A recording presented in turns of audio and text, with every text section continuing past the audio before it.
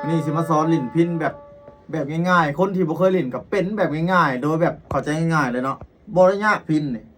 เริ่ม มัน จาก สิ ใส่ มีมันสิมี3สายเนาะเฮาดีดเบิ่งแบบนี้ห้องที่ใช้มีแต่นี่ซับขึ้นซับลงนี่ห้องที่มีจุด2จุดอันนี้นี่สมมุติว่าดีดลงบ่นี้อย่างเดียวก็ได้นี่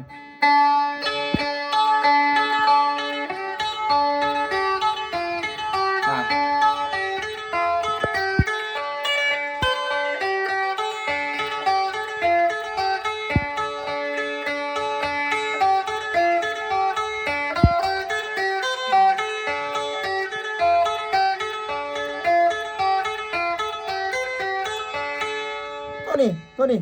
ดีดลงอย่างเดียวก็ได้นี่คันแม่นลีนบ่เป็นเลยมันสิฝึกตัวนี้ก็ได้ดีดลงอย่างเดียวซับไปซับมา2เส้นนี่ก็เป็นเพลงเ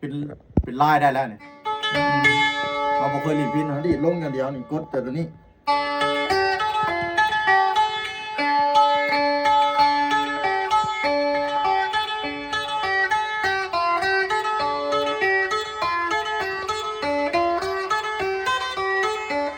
ซับลงมาก็มีแต่เสียงลมนี่ขึ้นถึงกลับไปกลับมานี่เป็นเพลง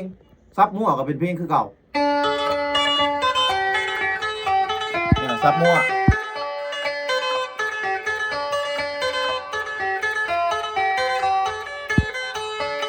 นะปิ้นไปปิ้นมาแต่ในนี่ได้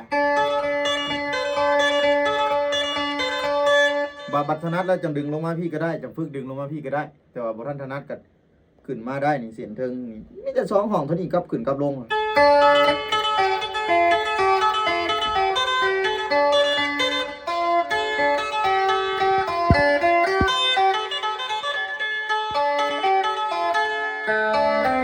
ขึ้นมาได้นี่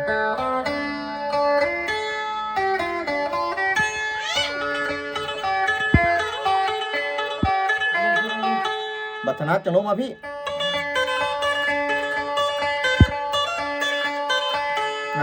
ตอนนี้หนึ่งในข้างนี้มีแต่เท่านี้เห็ดแต่แบบนี้ข้างขวานี่เห็ดแต่แบบนี้อย่างเดียว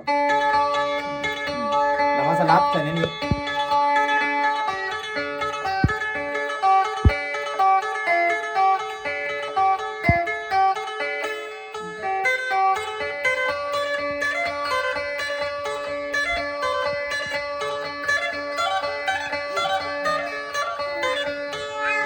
ครับ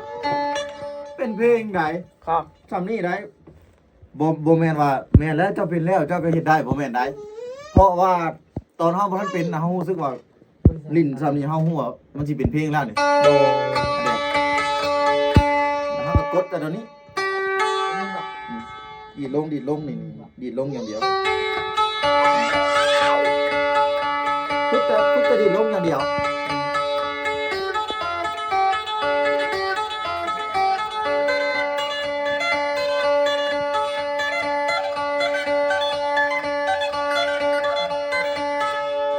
บัดเฮานั้นเฮาจังไล่หาก็ได้บัดเฮาครอบแต่ว่าเอาเท่านี้ก็ได้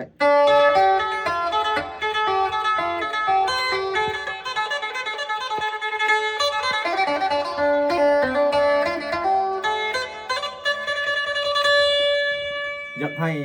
เฮ็ดคลิปสอนหยังก็คอมเมนต์เข้ามาเดี๋ยวสิบอกวิธีให้มันเบิดแต่ว่าเอาซ้ำนี้ไปก่อนคลิปนี้สบายดี